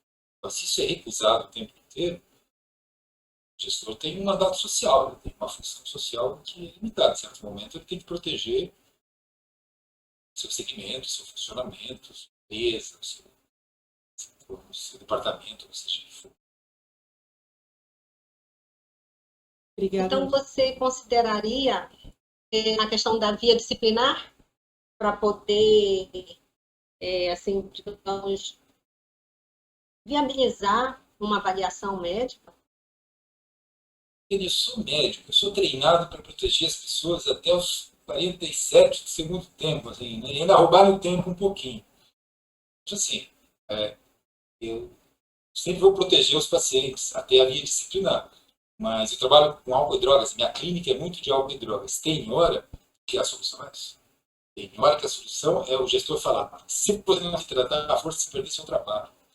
Eu acho que isso vocês não podem fazer aí, né? Não sei qual é mas eu acho assim, pessoas têm que ser protegidas até o fim, mas existe um ponto em que elas lesam os outros. E lesar os outros não é um direito daquele que sofre de um transtorno mental. Não é porque eu tenho um transtorno mental que eu posso bater na minha mulher. Então, isso é possível. Obrigada. Obrigada, doutor Guilherme. Obrigada, Iane. Pessoal, eu vou fazer a última pergunta para o doutor Guilherme, e aí depois eu vou abrir para vocês também falarem, e eu vou só controlar o tempo porque está com um tempo bem curto, tá bom? Bom, vamos lá. Doutor Guilherme, baseado um pouco no que o Donizete falou, sobre a questão da gente ter que retornar, né? De uma hora para... Aliás, retornar não, ir para o trabalho remoto de uma hora para outra, e às vezes as pessoas não terem, vamos dizer, esse controle sobre a questão do trabalho, né? Como trabalhar de outra forma. A pergunta aqui foi a seguinte: até para nós que somos servidores, ao contrário do que muitas pessoas pensam, não foi nada fácil esse momento de pandemia. Como lidar com pensamentos negativos, cansaço e sensação de que estamos trabalhando mais do que o normal, confundindo o trabalho com atividades do lar? A pressão é grande. Eu só acho que não é a sensação de que está trabalhando mais. Provavelmente estejam trabalhando muito mais. Eu não vejo nenhum motivo por que o servidor estaria mais protegido também. Se em alguns momentos, alguns setores da sociedade acham que o servidor é mais protegido, eu acho que é um grande erro. E aí, de fato, como psiquiatra, saio para proteger os servidores. Porque pode estar protegido de perder emprego ou não, mas essa é uma das dimensões. Eu acho que o servidor, ao contrário, aumenta a responsabilidade dele, porque justamente ele é aquele que traz para si a responsabilidade da sociedade continuar funcionando. É aquele que é interpretado pela sociedade como responsável por ser servidor público, fazer com que tudo na sociedade funcione. Eu acho que o acréscimo da pressão no servidor, se facilitar com exceção do dinheiro, do salário, é maior. Portanto, os servidores devem estar mais que esgotados nesse momento. Mais que esgotados nesse momento. O que fazer? Se o desânimo, se a angústia, eventualmente, se a insônia, se o abuso de álcool ou de outra coisa estiver um pouco além do que costuma ser na pessoa, a minha sugestão é procurar auxílio psicológico e psiquiátrico. Auxílio de saúde, auxílio médico mesmo. Porque não só a resposta é o que fazer, mas como fazer um tratamento. E a gente não pode tratar aqui, eu estou conversando em geral. Agora, nesse sentido geral, o que fazer sempre é. O esgotamento é um pouco por esse excesso, uma mistura das diversas funções da pessoa. A melhor solução para isso é lembrar essa lógica. Você se protege mais se você conseguir trocar de funções ao longo do dia. Sei que é difícil, sei que é fácil falar, mas a lógica seria tentar, quando estiver trabalhando na função de servidor, mesmo que seja muitas horas, ficar só na função de servidor. Mas na hora em que está cuidando do filho, conversando com os pais, vendo a questão da união do condomínio, ou seja, o que for, aí restringir, aí anular o papel de servidor. De certa maneira, a gente está sofrendo, porque a pandemia faz com que haja um excesso de responsabilidade. A gente está colado psicologicamente, a gente está colado demais na nossa identidade social. Colou muito. A nossa casa era o lugar onde a gente se protegia do papel social.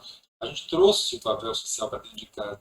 A gente grudou a nossa profissão dentro de nós, nas paredes da nossa casa. Isso é nocivo, isso induz melancolia, isso induz depressão. A lógica é tentar descolar uma coisa da outra. No lugar físico, separar o escritório. Às vezes, eu recomendo para meus pacientes trocar de roupa, se vestir para trabalhar. O ser humano é aquilo, o ser humano, a identidade humana é um pouco sempre uma construção, ela é sempre uma fantasia, por isso existe roupa. Todo mundo usa a camiseta branca. Vestir e desvestir quando deixa de trabalhar, mesmo que dentro de casa, são fatores que mostram para a mente que ela não é 18, 19, 20 horas por dia servidor público, ela só, a gente pode falar só, né? 8, 10. A lógica é essa. Como cada pessoa vai construir essa lógica, evidentemente vai depender das situações pessoais, das disponibilidades do ambiente, do apartamento, da casa. Mas a lógica é essa. Obrigada, doutor. Eu gostaria de complementar, se o senhor me permite, Marco Aurélio lá, complementar essa pergunta aí. A questão do trabalho home office para nós, dentro do âmbito do nosso ministério e da nossa gerência, não se teve uma metodologia, né? Ele foi imposto de maneira rápida. Olha, vocês vão ter que trabalhar, ainda demorou mais um tempinho, como é que a gente vai ter que resolver problemas de informática, problemas de acesso à rede. Isso foi se trabalhando e com isso, como muitos se manifestaram aqui, e eu sou prova disso, que a minha equipe me surpreendeu com esse trabalho home office. O que acontece com tudo isso, você trazer o presencial profissional seu para dentro de casa, né, é conflitante, porque você não sabe se cuida do filho, se cuida do trabalho. Mas por quê? Porque não foi gerado, né, isso é na minha opinião, e gostaria de ouvir a opinião do senhor, não foi passado para a gente uma metodologia de como se trabalhar com office, né? As metodologias que se tem hoje, que são bastante promissoras, com resultados extremamente positivos, são das grandes empresas, das agências, a AGU parece que tem, eu acho que o tribunal, alguma coisa, trabalha nisso. Não foi dizer, a partir do mês que vem vocês vão trabalhar home office e vocês terão esse protocolo. Não foi. A gente foi construindo esse protocolo, né? Então, as pessoas ficaram no meio do campo, sem saber o que era a sua vida pessoal e a sua vida profissional.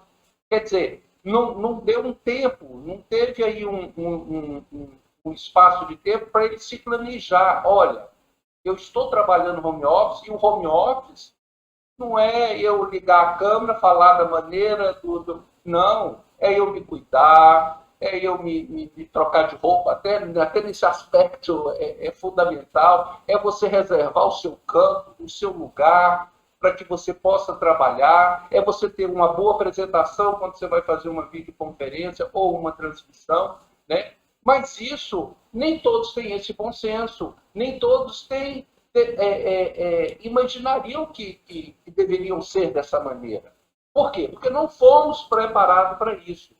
O governo federal tem evitado grandes esforços, principalmente o Ministério da Economia, para o plano de gestão, que está em construção, né? E que eu acho que isso vai cair exatamente no que o senhor falou. Não é para agora, mas para daqui uns 2 anos, passando essa fase dessa pandemia, eu acho que a gente vai trazer resultados promissores. Por quê? A gente aprendeu a conviver com home office, com trabalho remoto, à força. E com garra. Porque as pessoas, no fundo, a maioria, uma pouca parte, a maioria acreditava que o home office era uma excelente ideia para trabalhar. Mas quando foi vivenciar dentro de casa, viu que não era bem assim, né? Que o mar não era tão cor-de-rosa.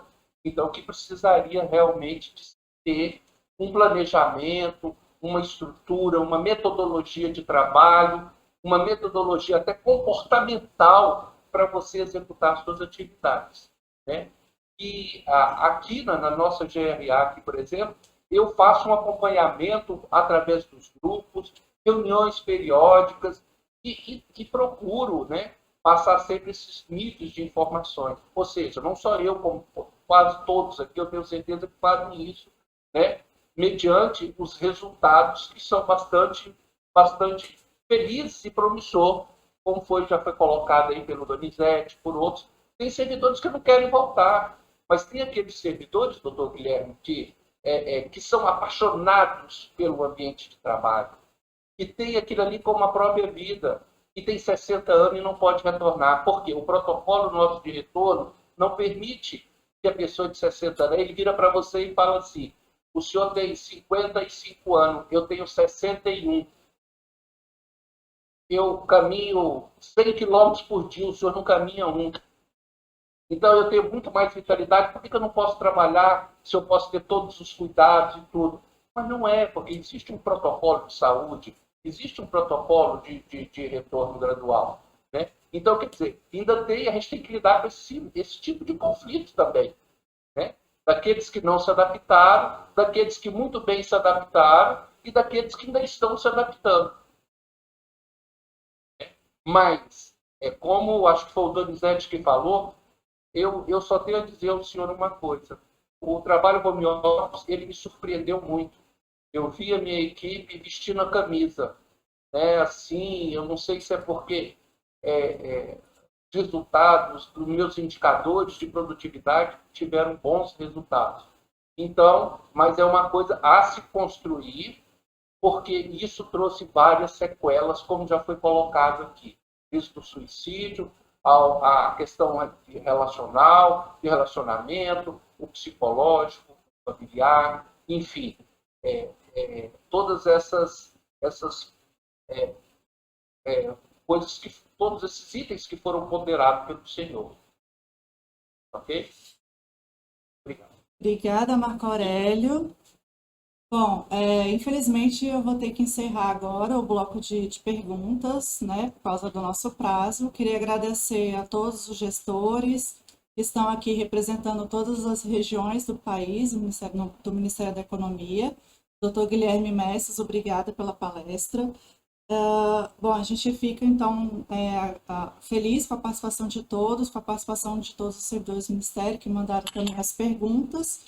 E como o Tiago bem falou, no início da transmissão, a gente vai ter outras atividades, né, durante o mês do servidor voltado para comemorar o Dia do Servidor. E eu gostaria, então, agora de chamar o vídeo do Procurador-Geral da Fazenda, Dr. Ricardo Soriano, que ele tem um recado para todos nós. Então, pode rodar a produção.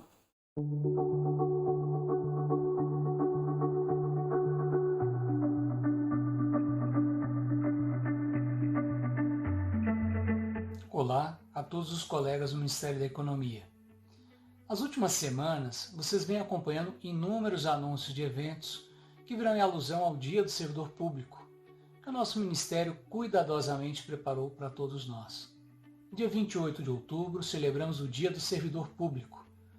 Muitos podem ainda desconhecer a importância dessa atuação profissional e também por isso estou aqui, para compartilhar com vocês um pouquinho da minha história. Eu sou de Brasília e só nasci aqui por conta do serviço público. Isso porque meus pais, que são mineiros, vieram para cá para trabalhar justamente no serviço público. Minha mãe foi professora por décadas na Universidade de Brasília e meu pai, que é economista, trabalhou no IPEA, na antiga Secretaria de Planejamento e na Presidência da República. Eu segui os mesmos passos e a verdade é que eu nunca me arrependi. Estudei bastante, fui procurador federal e há 2 décadas sou procurador da Fazenda Nacional. E me orgulho muito das minhas experiências profissionais. Nesses anos todos, trabalhei em questões muito interessantes, importantes para o interesse nacional, fiz vários amigos, convivi e aprendi com pessoas realmente admiráveis. Foram muitos os desafios, mas também muitas as alegrias, vitórias e sensação de dever cumprido. Mas sem prejuízo da minha história profissional, é importante dizer que nós do Ministério da Economia também queremos ouvir e valorizar a sua história. Por isso eu convido a todos a participar do programa Servidor que Faz História. Uma parte da nossa programação de outubro vai abrir espaço justamente para que você possa compartilhar conosco sua trajetória de trabalho, empenho, desafio e sucesso. Queremos dar voz a quem serve o povo com dedicação e amor ao que faz. Nosso objetivo é que a sua história se torne uma das palestras da nossa programação durante as atividades em celebração ao Dia do Servidor Público. Afinal, a nossa estrela deste mês é você, servidor do Ministério da Economia, servidor que faz história.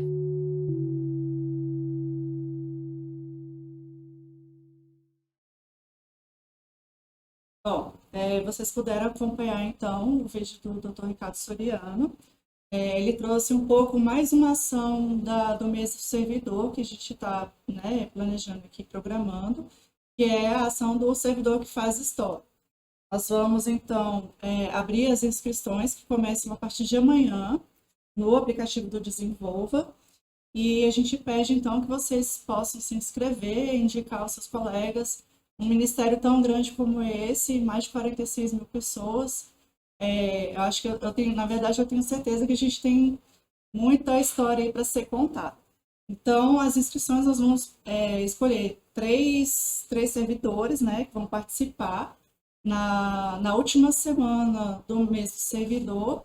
Antes da palestra, eles vão ser selecionados, né, e vão poder contar um pouco da sua história no serviço público e dentro do Ministério da Economia. E aí, esses 3 selecionados, eles vão contar com um treinamento de oratória e comunicação com o consultor Franco Júnior. Então, participem, indiquem seus colegas e quem souber de alguma história interessante que possa ser contada na última semana do servidor, a gente, então, pede então, que vocês se inscrevam. Eu queria aqui, agradecer o Dr. Ricardo Soriano, e todos os demais secretários especiais que participaram das gravações com vídeos explicando sobre o mês do servidor.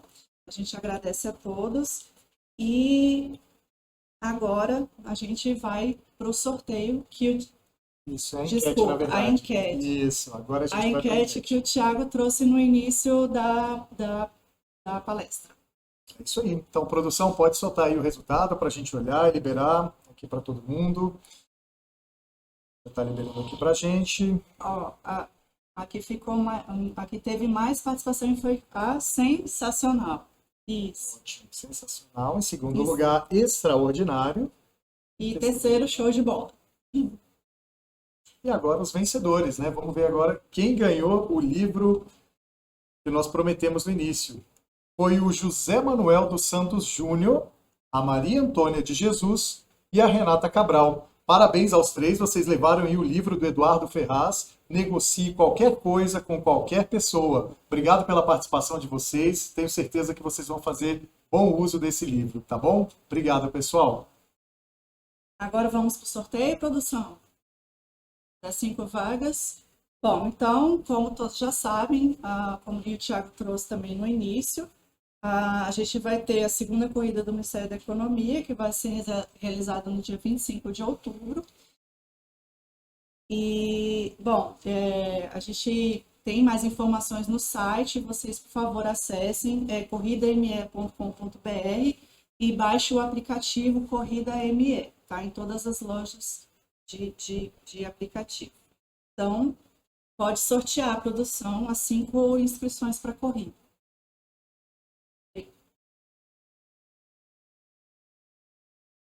Então, vamos lá. Maria Pérez Alves Poti, Ho Yu Cheng. Maria Pérez Alves Poti. Ixi, teve 2 aí, produção, a mesma pessoa. Vamos arrumar e a gente já passou o nome da próxima. Amanda do Nascimento Rodrigues e Maria Helena de Carvalho. A pessoa que ficou repetida a gente vai sortear depois e vai estar lá as pessoas que ganharam as inscrições no site e no aplicativo.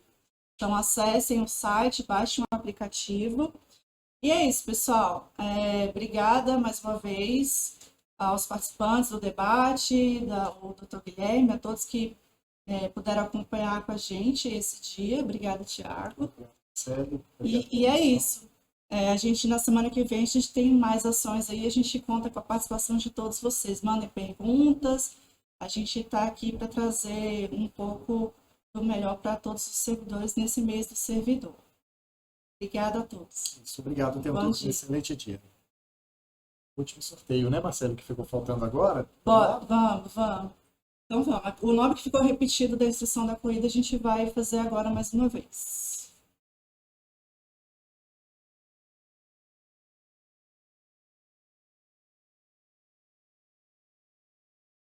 Pamela Cristina Barron Salles, servidora da DGP, nossa amiga. Vamos correr, hein, Pamela? Quero ver você lá. Então é isso, pessoal. A produção vai então entrar em contato com todos os sorteados, tá? E é isso. Mais uma vez, muito obrigada. A gente conta com a participação de vocês em todas as ações do mês do servidor. E parabéns, né, a todos os servidores do Ministério da Economia. Bom dia. Bom dia, pessoal.